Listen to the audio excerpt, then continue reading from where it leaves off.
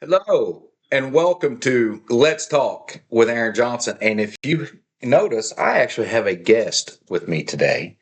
I finally managed to get our schedules at the same time where my beautiful princess, the bride of and the love of my life, could get on here and talk with me.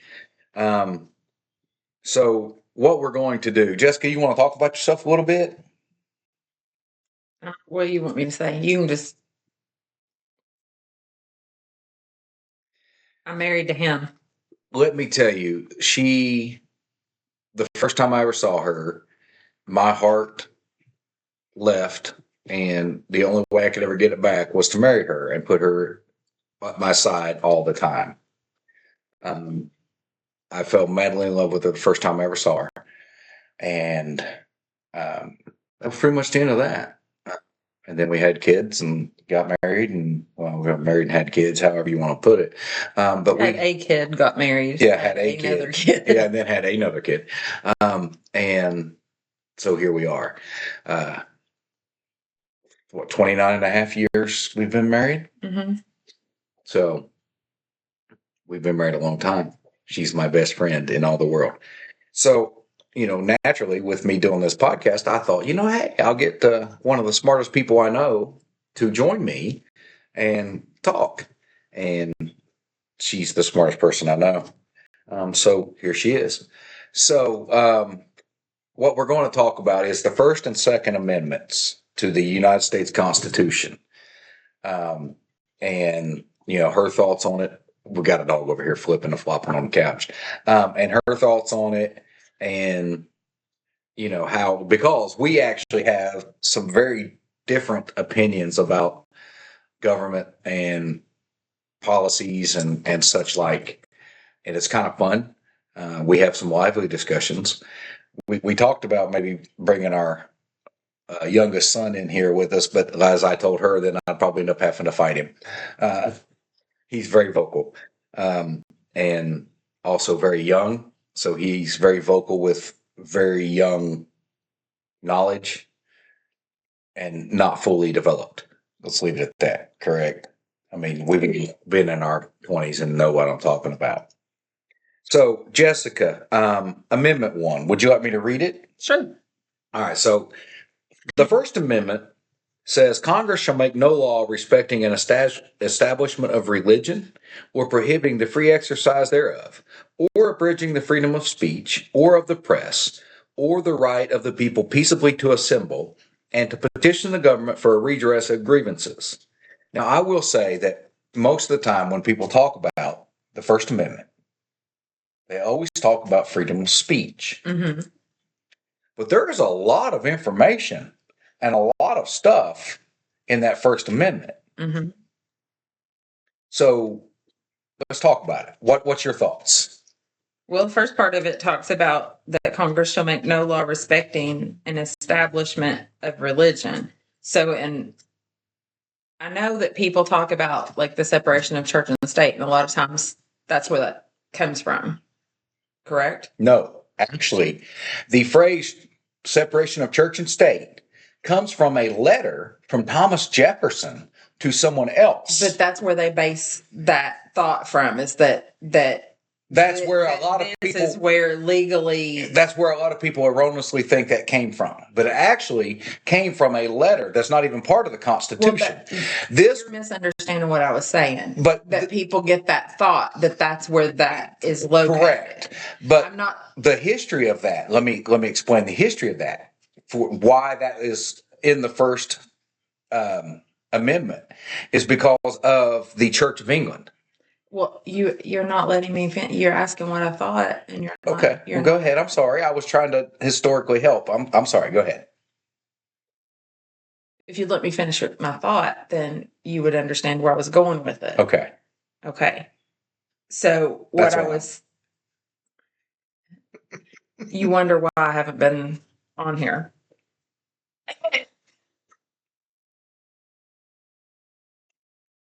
I mean, So what I was saying was indirectly, of course, the part where it says Congress shall make no law respecting an establishment of a religion. Mm-hmm. Okay. In a lot of conversations I have had and stuff, that is where people think that legally it means separation of church and state. And that's not what this is saying. That's what I was getting to, is that this is saying that the United States government cannot establish a religion that everybody has to follow because they came out of England, where the Church of England was. But you didn't let me get there. A long way around to And get to the proper deduction. listen, if you want to just talk about the things you want to talk about, you don't need me on here. Oh, but I did. So go ahead. I'm sorry. It's fun to have somebody to talk to. Normally, I'm just talking to the camera by myself, and it's kind of boring. Well, but that's where I was going, is that a lot of people will say separation of church and state, and that's where they get that. But that's not exactly what that means. It's just, in my mind, and what I'm reading, is it saying that the government cannot establish a religion that everybody has to follow because it's a freedom of religion, in the sense that you can choose your religion. You can choose where you want to go to church, whether it's one of the many Protestant denominations or if it's Buddhism or whatever your religion is. That's what I read in this, is that the government's not going to establish a set religion for the entire country. That's my thinking on it. Now, I'm not a lawyer, I'm a nurse, so there's that. And it also says, or prohibiting the free exercise thereof. And that's what I'm saying. Like they can't establish a religion or prohibit the free exercise of your ability to have a religion. So like you can exercise your religion in how you believe. Like if that, I know from like my profession, Jehovah's Witnesses, they don't take blood products. There's several things that when you ask people, and they have a right to make those decisions. They don't, So sticking with this, okay, so lately in common news, in current events, there have been several cities that have prominently and knowingly declared themselves to be Muslim cities. Okay, which leads to the establishment of Muslim as the predominant religion in that city. So how do they get past that? How do they get past this First Amendment? Has no one challenged them? Is this what we're hearing, or are we just? I honestly, I don't legally, I don't know a lot about, like, I mean, I would assume that you would be able to bring a lawsuit about that, and because I mean, I know that federal law, as a general rule, trumps or is higher than state law. Right. But I know that a lot of federal law is there in order for the states to have the ability to exercise what the people there, because different regions, I mean, and again, I'm not like a huge historian, but I think that you had different regions in the country. There's a lot of different types of people. There's different professions. So I grew up more in Eastern Kentucky, where mining was a huge industry. And, there's places in the country where people don't have any earthly idea what a coal mine would even be about, but they know more about farming and, land. And so I think that the people that live in those areas, the reason why that they want to be able to have the states be able to govern the way that they do is because different people, different groups of people that live in different geographic areas, you are probably going to have different rules to govern by, because you've got different demographics of people. I can't imagine that, whether it be a Muslim city, or even if you were to just say you were going to declare it a Christian city, or I mean, I don't think that would be a thing. But then, then you go back and you look at history, and you did have areas that were strictly Puritan. That During the colonial times. yes. And Yes. so I guess I would have to go back and look at how that got merged in once we were like a country. Like once, like how did that kind of evolve from because they were kind of certain colonies or townships or whatever. I would imagine either had to make some changes or maybe they didn't. I don't know. I mean, I don't have an answer for that. But I would think if I was living in a town and you had a majority of people that were of one religion and they voted in people that felt like they needed to proclaim that city is strictly this one kind of religion. I mean, are they limiting the ability for people? I feel like if it infringed on the citizens' ability to have freedom to worship or freedom to, I feel like I did hear one story about where the mayor, bells, the mayor, like the preacher of the call to prayer, and and a local Protestant preacher went to the city council and the mayor and was like, you all don't need to be doing this. And like, cause there was a list of his things, like they had certain things that they weren't allowed to do. The Christian churches weren't allowed to do, but the Muslim churches were. And one of them was the call to prayer at, ungodly hours, So and the mayor told him that he wasn't welcome in their city. I do remember that part. Now, I don't know. I feel like you might be able to argue that in the sense that, would it be, and then, I don't know what federal law you would be violating or whatever. I feel like you would be able to maybe argue that up to like the state level, maybe take it out of the local level and argue it at the state level that it could be like public nuisance if it's waking people up that aren't. I mean, I don't know. I wouldn't want to infringe on anybody being able to pray at the time that they wanted to pray. But I also, being somebody who has a job and has to work, would not want to be woke up by something loud going off that didn't have anything to do with me, that interfered with my ability to get a good night's sleep or whatever I needed. So I think there would probably be, I mean, I would imagine maybe that you could people have cell phones. Like you could maybe get an app and have a alert on people who wanted to opt in, and you could have a call to prayer that would come through. Then you got problem solved. But you know me and my personality, I want everybody to be happy. So right. Well, excellent. Thank you.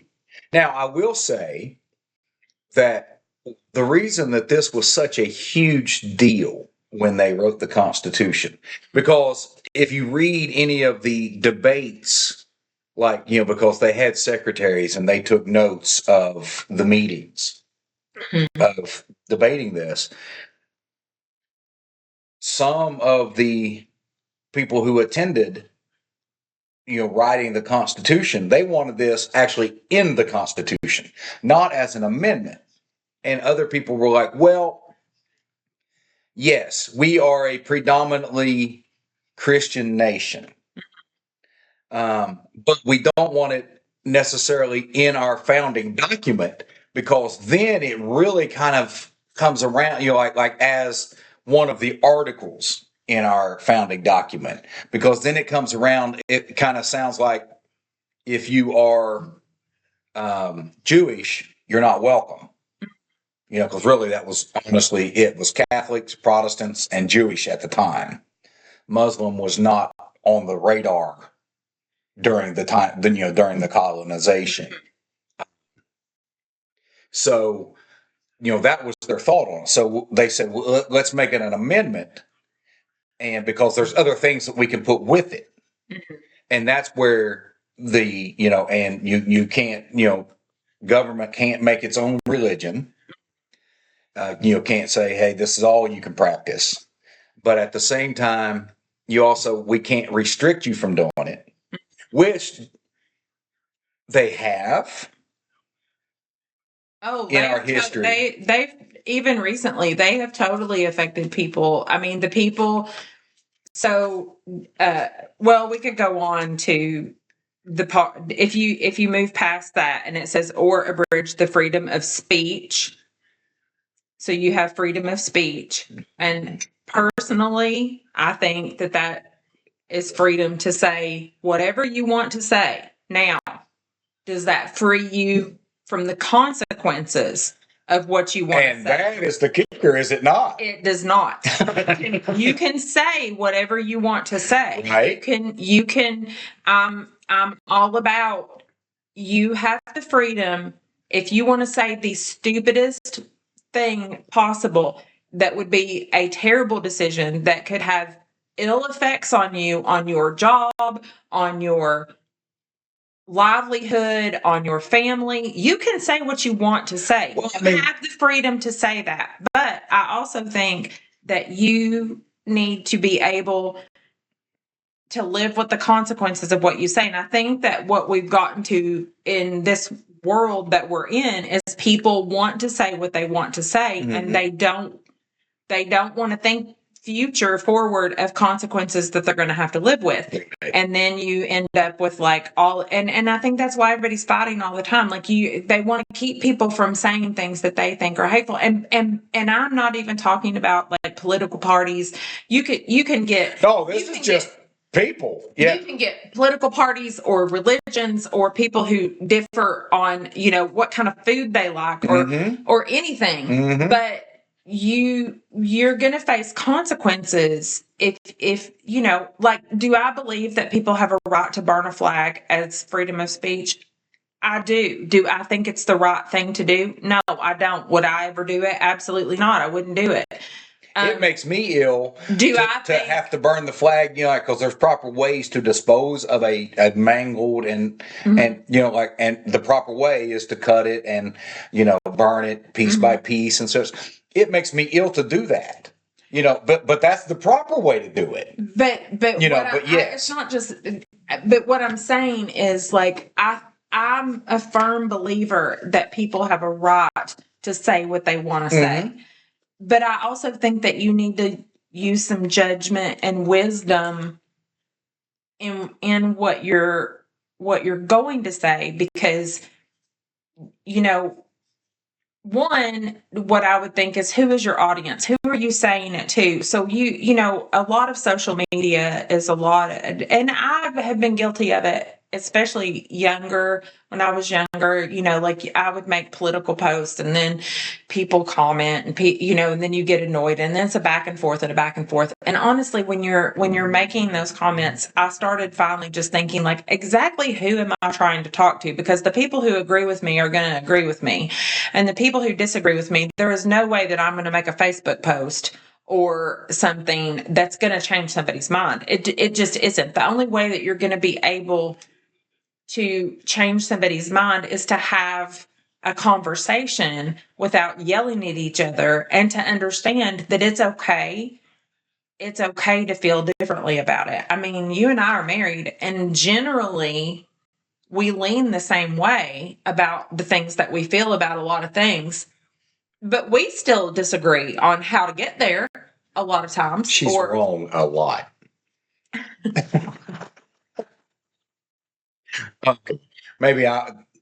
She's wrong a lot. But yeah, you're right. And I think, and a prime example of needing to face the consequences of what you say is the horrible response publicly and on social media of the Charlie Kirk assassination. Just as a recent thing. That one broke my heart. It really did. Because for a lot of reasons. Yes. And so I know people have talked about the main reasons, but I guess you bringing that up, something that I would want to say is not even talking about what Charlie Kirk believed or what he said or who he supported or any of that, okay? And to interrupt you for just a second, to reiterate, that's one thing I like to do on my podcast is I like to just give the facts and the thoughts that can be followed up on and be verified. Okay, so no matter what we personally think of Charlie Kirk, it's the or what we think of what he did and and all that kind of stuff. It's the reaction that we're talking about. And it wouldn't matter which side of the aisle he was on, and you No, exactly that's what we're going. There have been okay, yeah. So I mean, I guess you could argue. Let me think if I could think of an example. So you've got that happening to Charlie Kirk. You could say on the other side, something I could think of right off the top of my head is the governor. So Governor Shapiro, when the guy set his house on fire. And he's Pennsylvania. He's more the other side of the aisle, right? So, yeah. Okay, I don't agree with either of those things. No, I don't think that So it really doesn't have anything. I just take it as a person who was speaking, who was shot in front of other people. No matter what he believed. Okay, so I'm taking that aside. But what I'm saying is the reaction to it that really truly bothered me, especially with the people celebrating, is that someday you may have children that are going to find that on the internet, and you may not care. You may not care. Okay, but if you were a teacher, if you were somebody that influenced children, I'm a nurse. I'm a healthcare worker. I know I saw. I try to not get too deep in the weeds on a lot of this stuff. So I know I saw like there were some healthcare workers and things. And the thing that comes back to me is if I'm just randomly scrolling TikTok and I'm seeing somebody celebrating the assassination of somebody, and then I have to go to the hospital and I recognize this person that's taking care of me. Right. And I'm like, oh gosh, what if I believe something that they don't agree with? Like, are they going to be happy if something bad happens to me? And the same goes for what are they going to do their best to make sure I survive? Or what if I move to a new town and I've got to put my kids in school and I go to the parent teacher conference and I'm meeting somebody that's going to teach my child. And so you have a right to say what you want to say, but you also have to live with the consequences of it. So I can fully understand that you should really tread lightly. Like if that was something that you were happy about, I don't agree with being happy about that. Okay. So it's my freedom to say that I don't agree with being happy about that. But if that's what you want to do, I'm just saying you don't have to put it on social media. You don't have to put it out there where employers could see it or, because that shows character, I guess is what I would want to say. And if you want to say like people lost their jobs over it, character matters when you're going to hire somebody. So I could see how that's affecting people's jobs. And a lot of businesses have clauses within their employee handbooks. Like people are like, well, I didn't have a contract. No, but you have an employee handbook.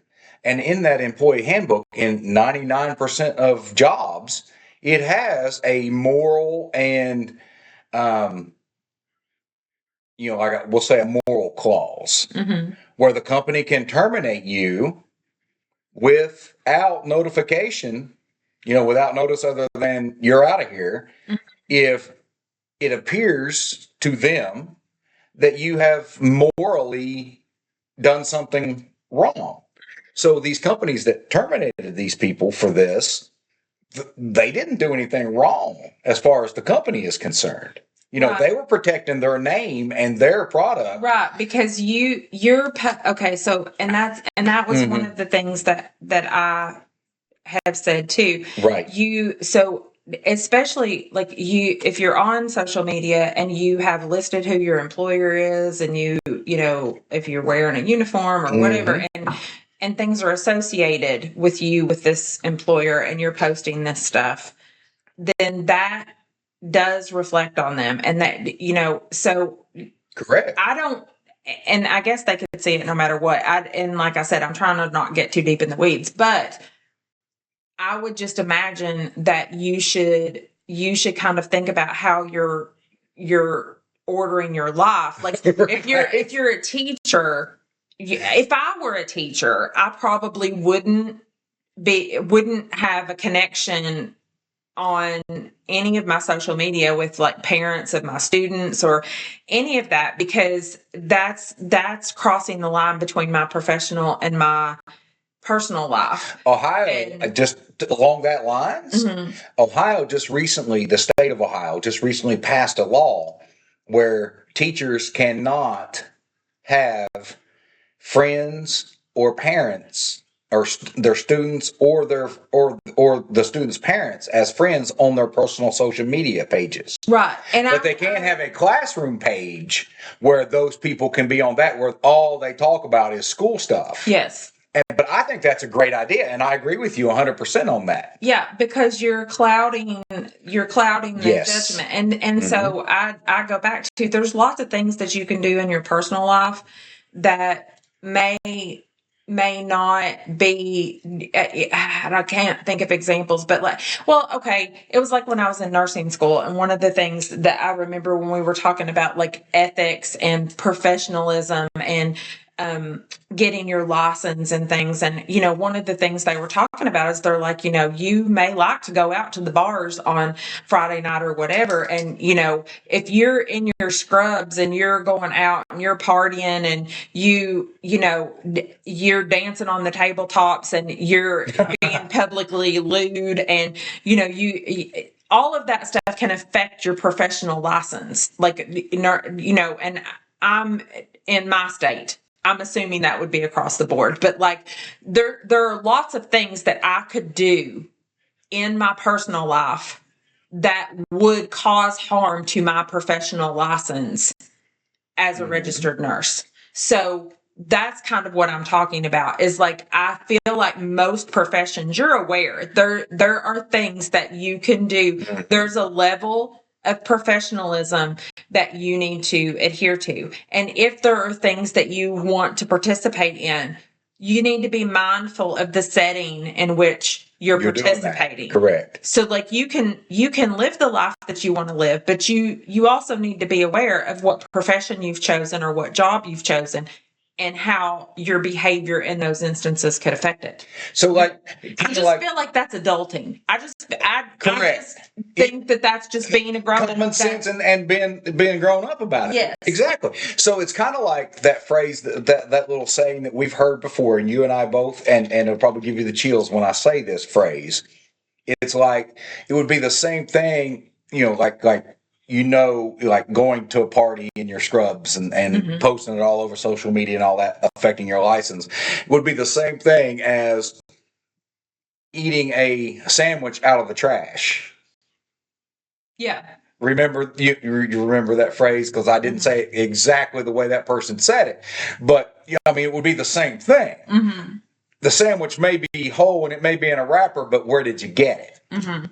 That's the difference. And that goes right along with what you're saying as far as, I firmly agree. Yeah. I mean, I think you can live your life and do what you do, the things that you want to do, but there's a way to go about having balance and be ready for the consequences. And we're an unbalanced society. We really are we not? I mean, we really, really are.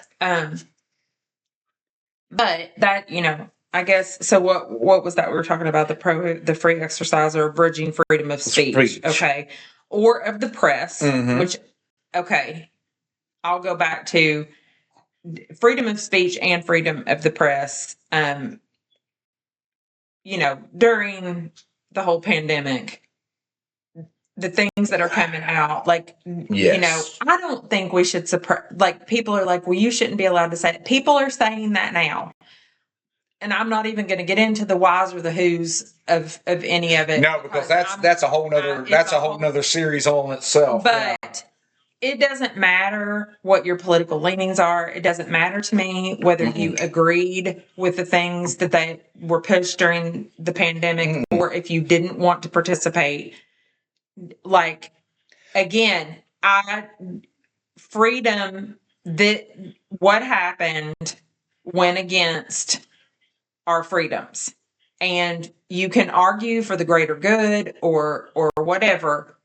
But the problem goes back to we've got laws and we've got a constitution and people have rights and we impeded rights of press. We impeded the rights of people to say what they wanted to say, To assemble. to be able to agree or disagree, to ask questions. Any of those things, you should be able to understand. And if you don't understand what they're wanting you to do, then they should have to provide you with reasonable explanation without just yelling, without just, Well, again, it comes back to the squeaky wheel gets the grease. They think that, if you disagree and they yell at you and yell in your face, that they're right. I mean, no, you're not. You just don't know how to have a conversation. And I agree with you 100%. But now I will say, and maybe a lot of people don't realize this, but see, when the pandemic first started and their first reaction was because they didn't know all or said they didn't know all about it. Okay. So, I fell for the first few stories of it, like they didn't know everything that went along with it. But I was with, I was stopping the spread. Of stopping the spread. And so just quit going out for a little bit. But I was okay with that. But then it just kept getting worse. And